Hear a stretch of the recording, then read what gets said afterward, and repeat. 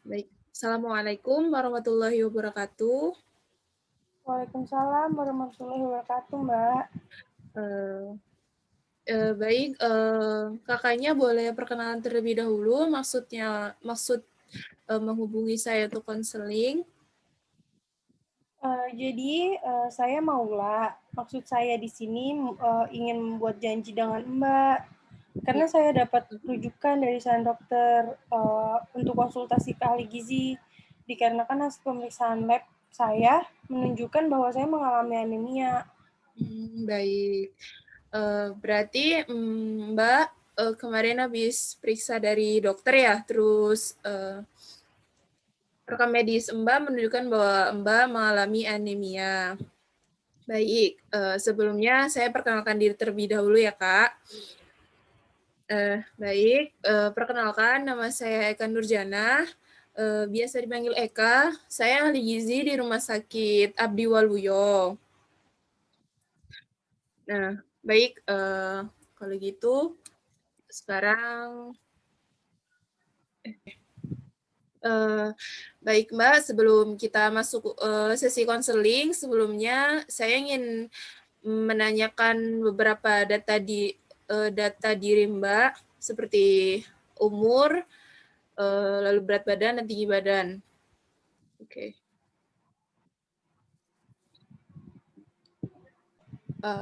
Oke, baik. Saya mulai ya tanya-tanya. Yang pertama itu, Mbak, namanya tadi Mbak Maula ya. Iya, Maula. Tanggal lahirnya kalau boleh tahu, Kak? Boleh tanggal 9 April 2001. Oke, tanggal 9 April tahun 2001. Berarti sudah mau 20 tahun ya tahun ini. Iya, Lalu betul. usianya berarti 19 tahun. Lalu alamatnya di mana, Mbak? Di Jalan Tanjung nomor 14, Menteng, Jakarta Pusat. Oke. Selanjutnya, kalau boleh tahu, mohon maaf, agamanya apa ya, Mbak? Islam. Oh, Islam. Baik. Masih kuliah atau udah kerja? Iya, masih kuliah, Mbak. Oh, kuliah. Oke. Hmm. Mbaknya nggak ngerokok kan ya? Enggak, Mbak. Saya Oh, nggak enggak. ngerokok. Oke.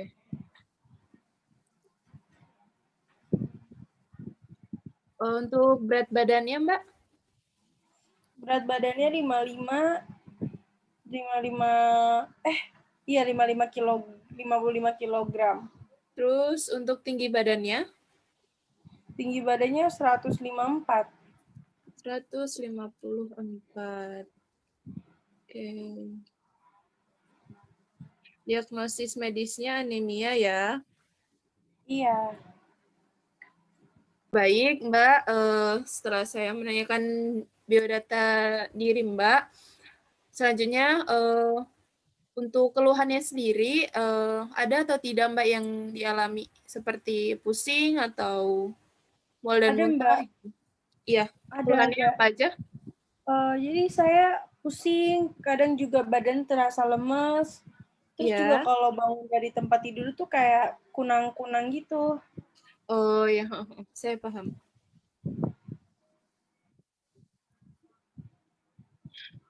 Nah, tadi kan Mbak sudah menyebutkan berat badan, tinggi badan. Selanjutnya saya akan mengukur IMT atau indeks massa tubuh Mbak. Apakah masuk kategori normal, underweight, atau overweight. Nah, sembari saya menghitung IMT Mbak, saya akan share screen tentang poster anemia. Sebentar. Nah, ya.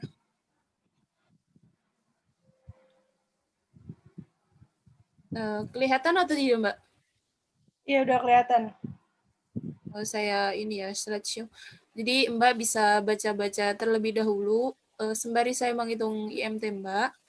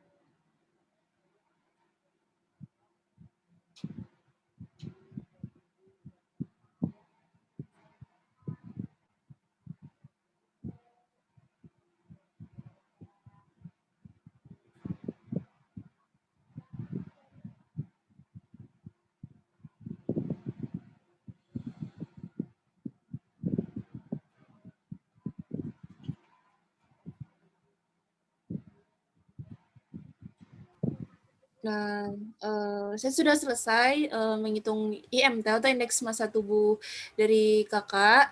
Jadi jumlah indeks massa tubuh kakak itu ada 23,2 kilogram per meter kubik. Menurut Kemenkes dan WHO itu masih masuk dalam kategori yang normal. Jadi berat badan Mbak itu belum masuk ke overweight atau obesitas. Jadi masih dalam batas ambang yang normal. Seperti itu. Kalau nilai IMT-nya itu di atas 24,9 sampai 27 itu masuknya overweight, kalau di atas 27 itu masuknya obesitas, tapi kalau nilai IMT-nya di bawah 18 itu masuk dalam kategori underweight atau berat badan yang kurang. Nah, selanjutnya saya akan menjelaskan mengenai anemia itu sendiri. Jadi, anemia itu apa? Anemia itu adalah keadaan tubuh di mana kadar hemoglobin dalam darah itu kurang dari normal. Nah, orang-orang itu biasanya nyebut anemia itu biasanya disebutnya kurang darah. Dari nilai normal dari hemoglobin sendiri itu 12 sampai 14 gram per desiliter untuk wanita. Lalu gejala dari anemia tersendiri itu ada lemah, ada letih, ada lesu, kurang nafsu makan, pusing, pandangan kabur seperti yang kakak tadi sebutkan, terus kurang konsentrasi juga. Nah, penyebab dari anemia sendiri itu bisa dari jarak kehamilan yang terlalu dekat, terus kurangnya konsumsi makanan yang bernutrisi, terutama yang mengandung zat besi dan asam folat, lalu pendarahan saat menstruasi, kehamilan maupun melahirkan. Nah, kita lanjut seksi konselingnya. Oke.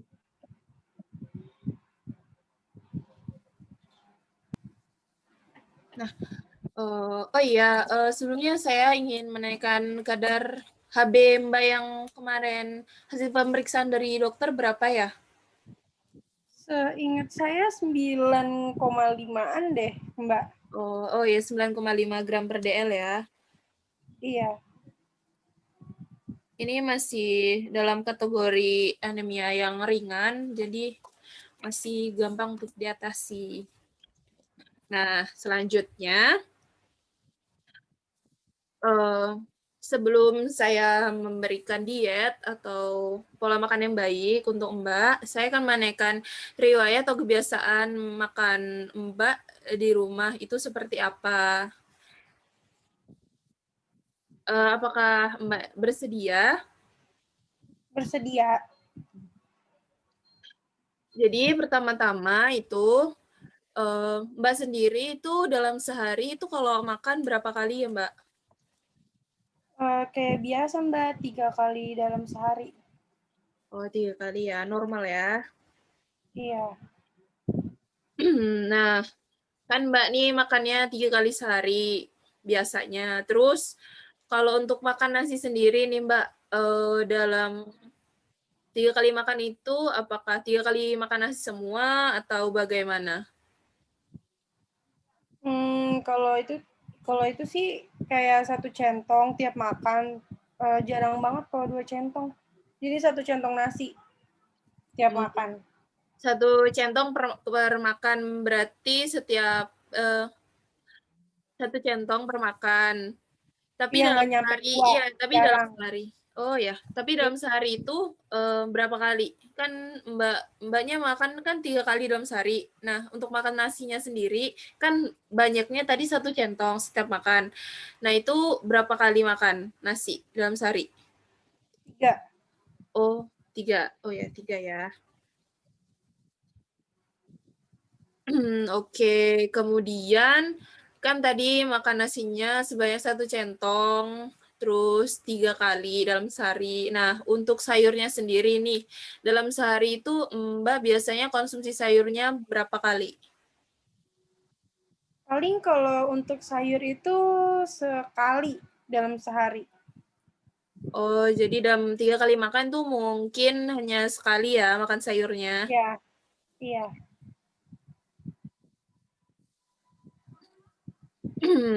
Oke, kita lanjut ya. Nah, untuk lauk nabati dan lauk hewaninya sendiri nih, biasanya Mbak itu konsumsinya berapa kali dalam sehari?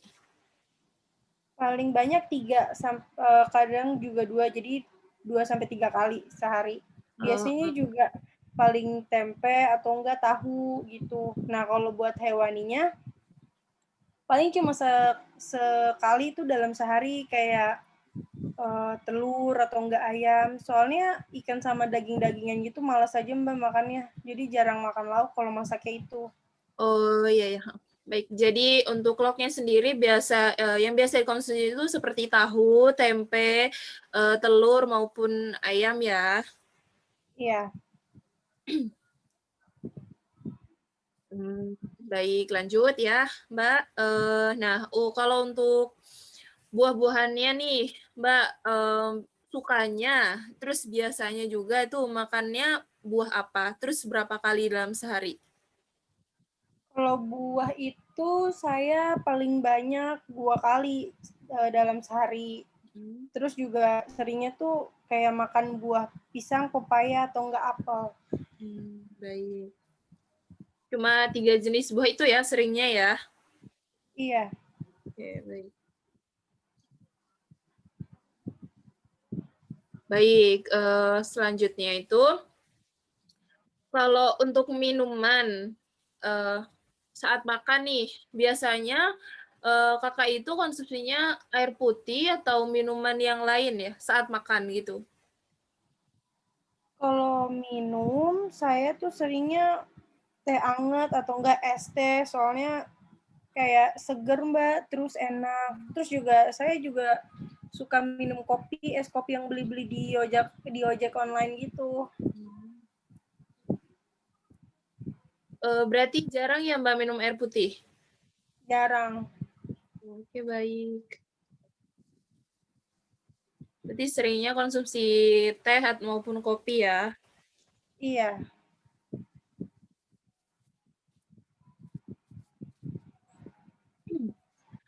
Nah, kan tadi udah, mmm makan besarnya ya, Mbak. Nah, untuk cemilannya sendiri nih, biasanya Mbak tuh konsumsi apa, sama, berapa kali sih dalam sehari Mbak ngemil tuh berapa kali gitu? Kalau snack palingan cemilannya 2 kali biasanya. Terus juga saya suka snack kayak ciki, kayak Lays atau beng-beng gitu. Terus gorengan, kue-kue, atau enggak roti-roti kecil gitu. Oke, berarti emang, sukanya jajan-jajan kayak gitu ya, Mbak? Iya.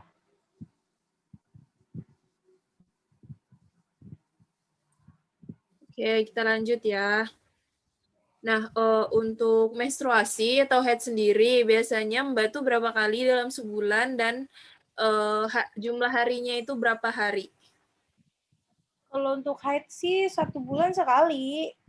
Tapi lamanya itu bisa sampai 9 harian gitu. Wah, lama juga ya, Mbak, ya berarti Iya. untuk haid sendiri, oke. Terus, selama haid sendiri, pernah nggak sih, Mbak, konsumsi tablet tambah darah atau TTD? Eh, Dulu sih waktu sekolah SMA saya pernah dikasih tapi nggak pernah saya Mhm. minum, kayak males gitu Mbak saya minumnya. Oh, jadi, pernah dikasih, namun, Mbaknya sendiri nggak pernah minum ya, jadi dianggurin aja gitu, tablet tambah Iya, darahnya, ya. iya males soalnya. Sebenarnya padahal bagus, Mbak, itu untuk, menambah kadar hemoglobin, tapi tidak Oh apa-apa. gitu. Mhm.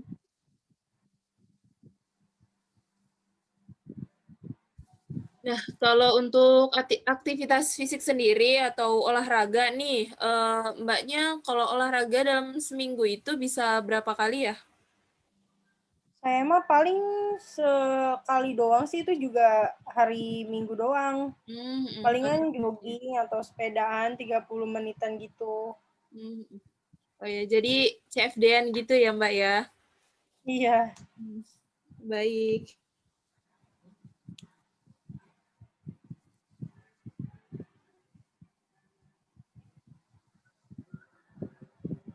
Oke.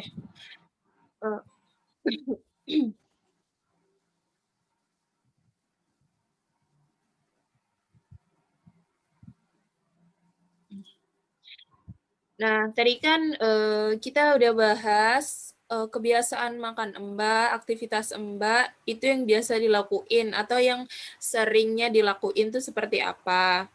Nah, sekarang kita masuk ke dalam pembahasan riwayat makan Mbak dalam satu hari kemarin. Jadi dari pagi sampai malam itu Mbak konsumsi apa aja, seperti itu.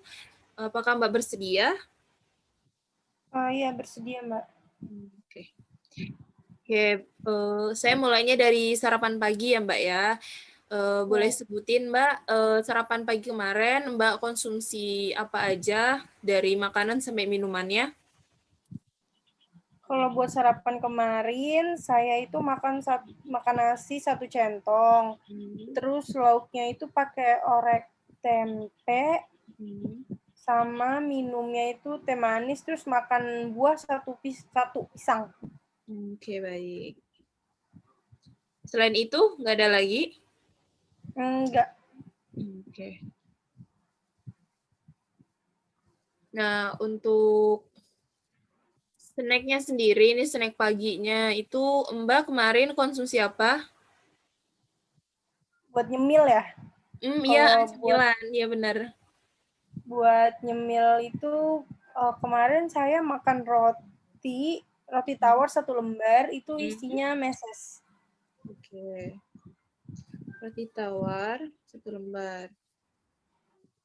Isiannya meses. Baik. Minumnya air putih? Minumnya teh hangat. Oh, minumnya teh hangat. Iya.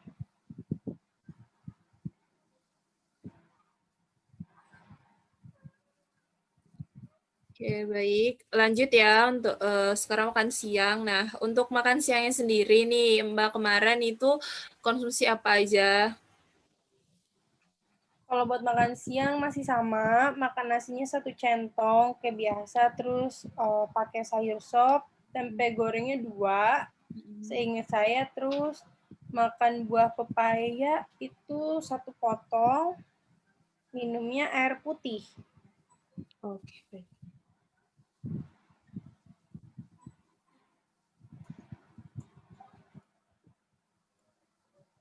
Minumnya air putih ya sekarang. Iya.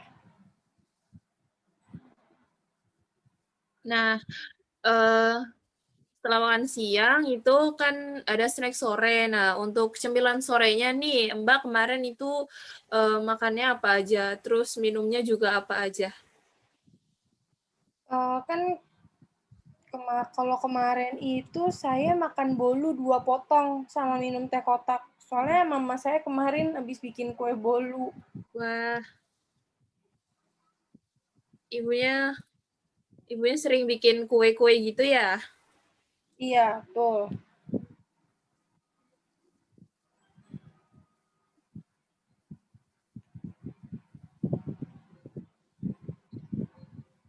Nah, tadi kan udah snack sorenya, lalu selanjutnya untuk makan malam sendiri nih, Mbak kemarin konsumsi apa aja? Kalau buat makan malam, kemarin saya makan nasi goreng campur gitu. Hmm. Yang ada bakso sama sosisnya sedikit sama telur ceplok gitu. Terus minumnya saya kemarin pesen es kopi sambil ngerjain tugas biar nggak ngantuk itu, Mbak. Nah, kuliah ya, tugasnya Iya, nyambi. iya.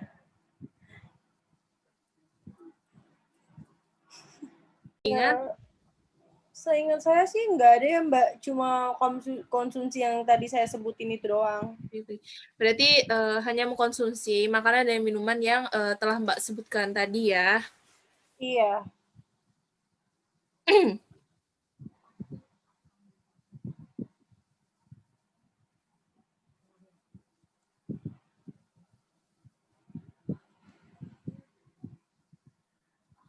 Oke, kita lanjut sesi konselingnya. Nah, tadi kan saya dan Mbak, kita itu kan udah bahas dari mulai kebiasaan makan yang sering dilakukan, aktivitas fisik yang sering dilakukan, terus recall atau riwayat makan 1 hari yang lalu dari mulai pagi sampai malam. Tadi kan sudah kita bahas, sudah saya tulis juga. Nah, sebelum kita masuk sesi konseling berikutnya untuk membahas pola makan atau diet yang baik untuk yang Mbak lakukan, sebelumnya apakah Mbak siap untuk merubah pola makan atau diet atau gaya hidup yang lebih baik lagi? Siap, Mbak. Insya Allah Mbak siap ya berarti ya untuk merubah Ya. pola makan yang menjadi lebih baik lagi. Oke, kalau Ya. gitu kita lanjutkan.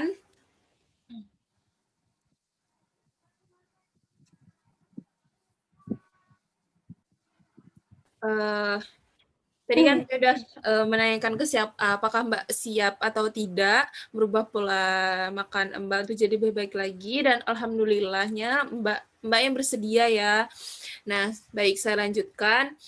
Saya kan menjelaskan tentang makanan yang sudah yang Mbak konsumsi tadi, yang kebiasaan Mbak. Jadi Mbaknya kan tadi sering mengkonsumsi minum-minuman manis, yaitu kayak kopi sama teh, dibarengi dengan makan. Nah, sebenarnya itu tidak baik, Mbak, karena dalam teh dan kopi sendiri itu mengandung zat anti gizi yang dinamakan tanin.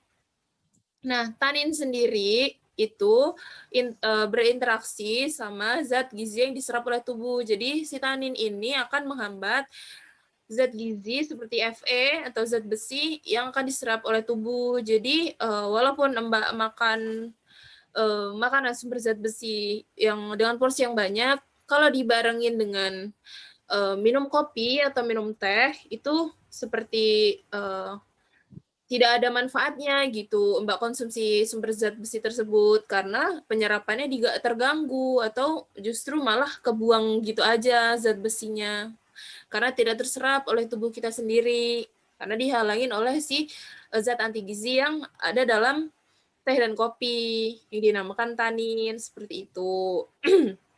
Nah, selanjutnya tadi kan Mbak kan bilang kalau Mbak itu kurang suka atau jarang banget konsumsi itu daging merah dan ikan-ikanan. Padahal sebenarnya ikan-ikanan sama daging merah itu sumber zat besi yang baik, dan jadi saya jelaskan dulu ya. Zat besi itu ada macamnya, ada 2, yaitu yang pertama zat besi non-hem dan zat besi yang hem. Nah, kalau lauk-lauk hewani seperti daging merah dan ikan-ikanan itu lebih banyak mengandung zat besi yang hem, yaitu yang baik untuk memperbaiki kadar hemoglobin dalam tubuh kita, seperti itu. Nah, kalau dalam lauk-lauk nabati seperti tahu dan tempe itu biasanya lebih banyak mengandung zat besi yang non-hem.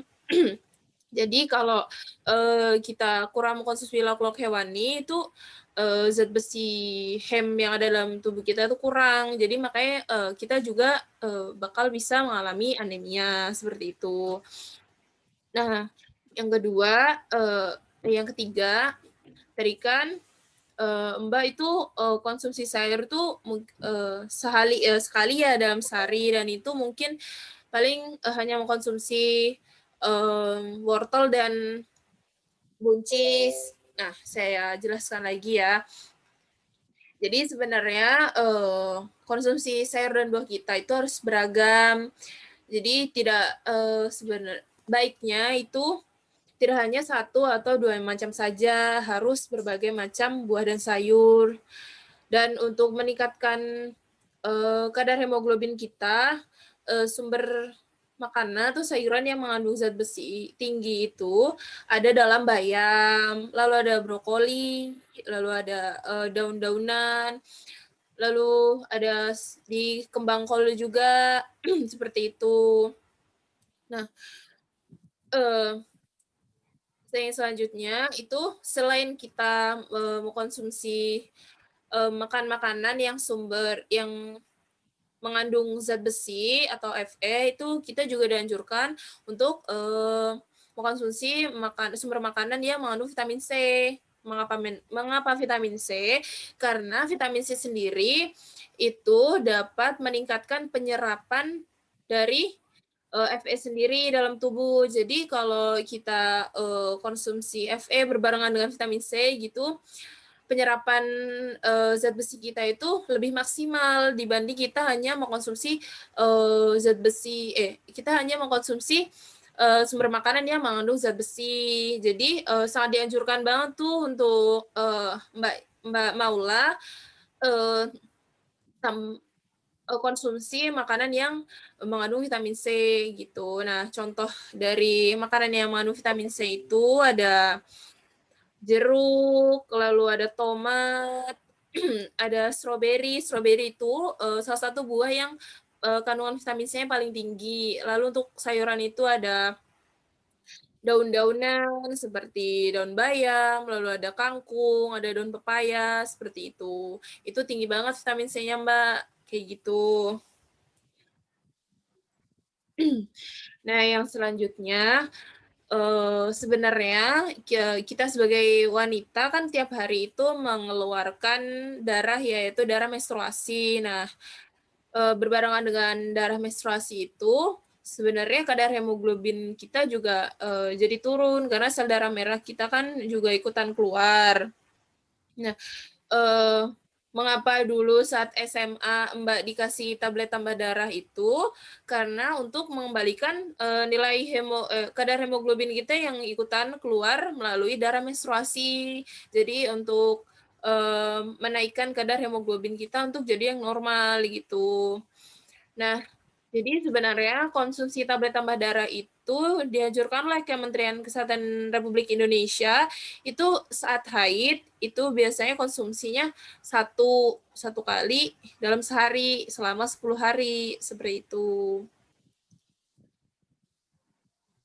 Nah, tadi kan saya sudah menjelaskan, sedikit tentang makanan yang biasa Mbak konsumsi, apakah Mbak paham? Iya, paham, Mbak, paham. Oke, kita lanjut ya. Nah, Oke. tadi kan, saya kan sudah jelasin nih minuman-minuman seperti kopi, seperti teh, itu kan sebenarnya kurang baik kalau dikonsumsi, secara berlebihan dan berbarengan dengan makan gitu. Nah, saran saya nih, Mbak, untuk minum-minuman teh dan kopi itu dikurangi.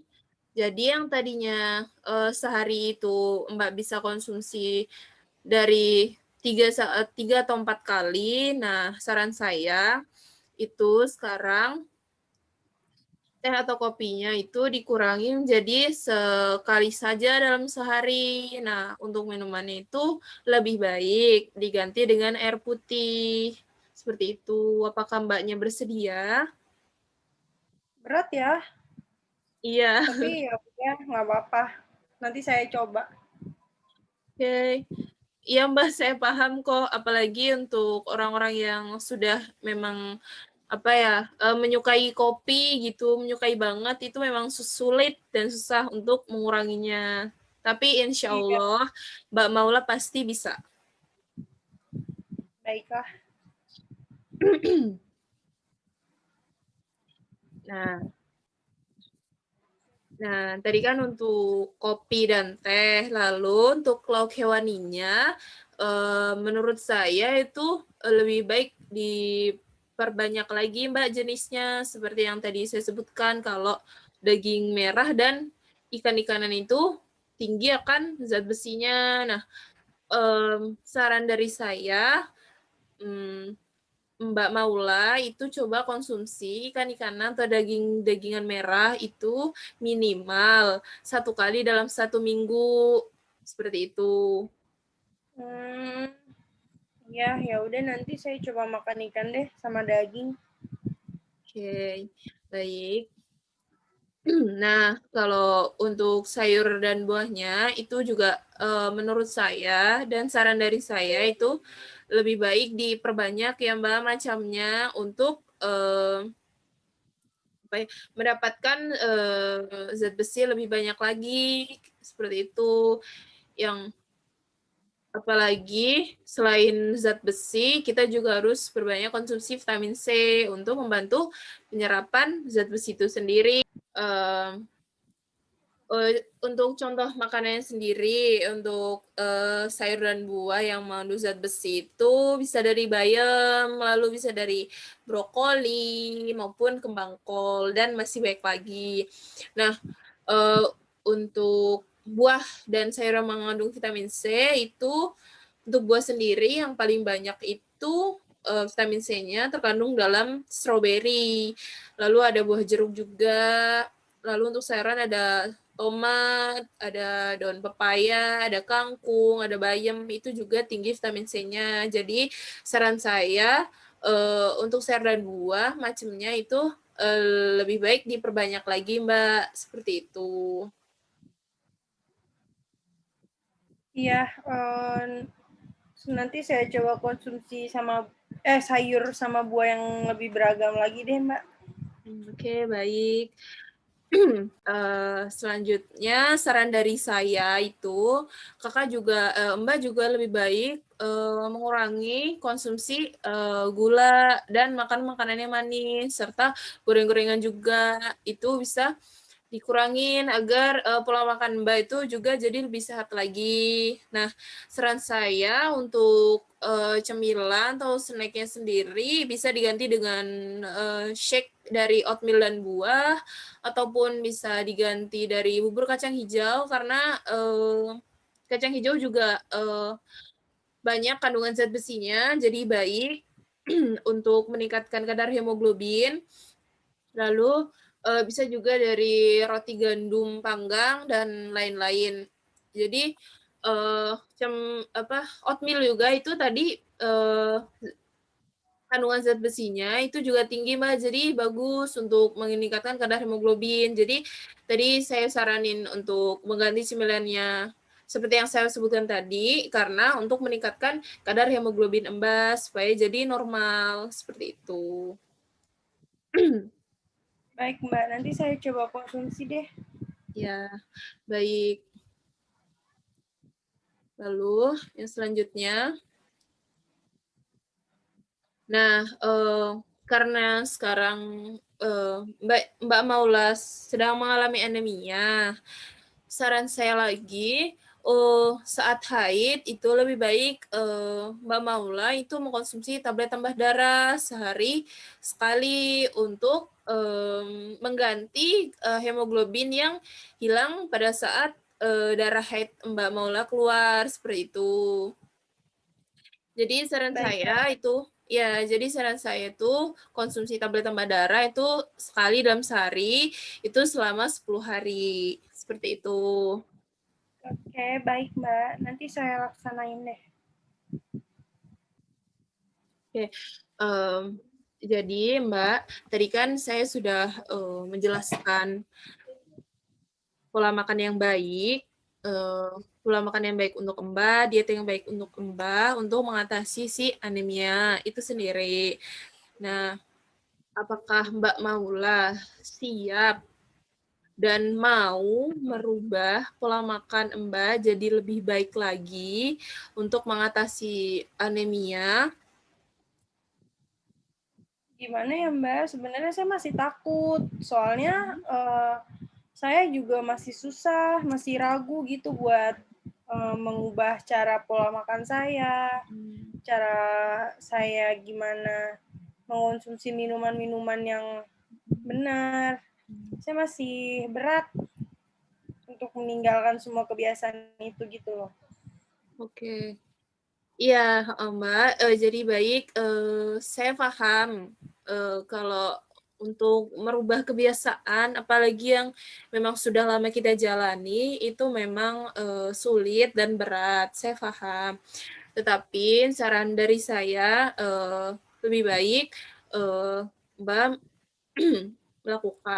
melakukannya dan mencoba untuk melakukannya.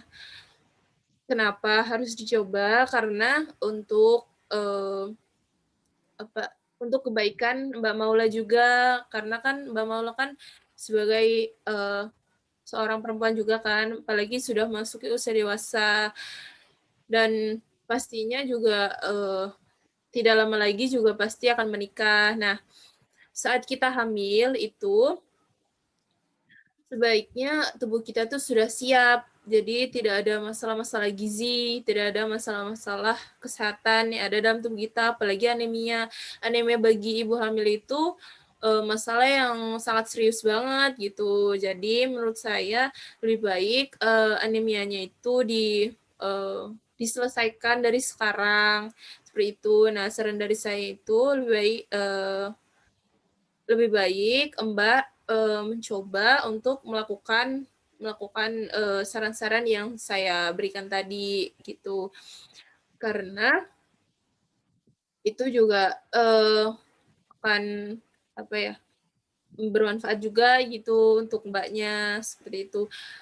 Insya Allah pasti bisa kok dengan pelan-pelan untuk mencoba melakukan perubahan itu insya Allah ke depannya pasti Mbak Maula lebih gampang. Yang penting saran saya itu dicoba terlebih dahulu seperti itu. Baik Mbak, ya nanti saya coba. Oh ya, untuk Ya, selanjutnya anemia saya bakalan kambuh lagi nggak Mbak kira-kira? eh, tadi kan Mbak Maula bilang apakah penyakit anemia ini bisa kambuh atau tidak setelah sembuh? Itu bisa Mbak karena eh, bisa kambuh kalau Mbak Maula itu pola makan, pola hidup, gaya hidupnya itu kembali ke sebelum kita konseling. Jadi kebiasaannya itu kembali ke yang dulu lagi gitu. Jadi kebiasaan pola makan dan gaya hidupnya itu seperti dulu yang masih kurang baik gitu. Jadi kalau Mbak Maula itu menerapkan saran-saran yang saya berikan tadi, insya Allah anemianya itu tidak bakal kambuh lagi seperti itu. Yang penting kita tetap menerapkan pola hidup yang sehat, pola makan yang baik, yang seimbang. Insya Allah untuk anemia sendiri itu nggak bakal kambuh lagi. Yang penting kita jaga pola makan, gaya hidup kita juga baik, pola makan kita seimbang, aktivitas fisik kita juga seimbang, seperti itu.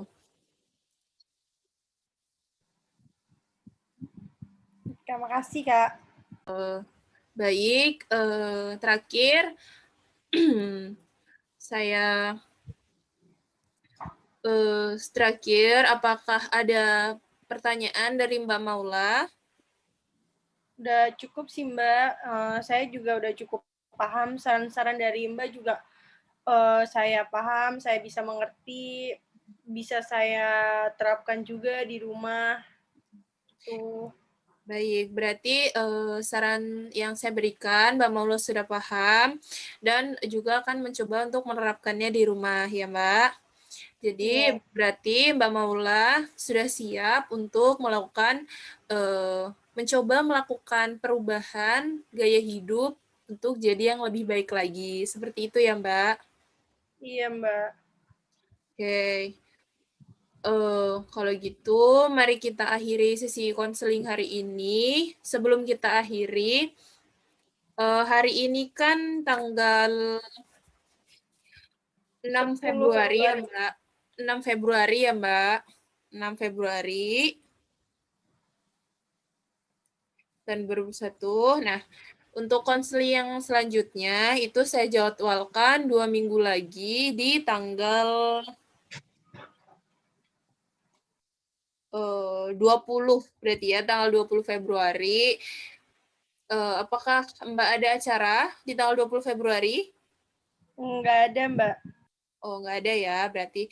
Nah, nanti untuk jadi atau tidaknya, atau bisa atau tidaknya di tanggal 20 Februari, nanti saya kabari di H-1. Apakah Mbak bisa datang atau tidak ya? Iya, Mbak. Nanti saya hubungi lewat WhatsApp. Baik, kalau gitu mari kita akhiri sesi konseling hari ini. Semoga saran saya, lalu apa yang saya katakan tadi itu bisa bermanfaat untuk Mbak. Saya akhiri. Wassalamualaikum warahmatullahi wabarakatuh. Waalaikumsalam warahmatullahi wabarakatuh, Mbak. Terima kasih ya Makasih. Mbak. Iya.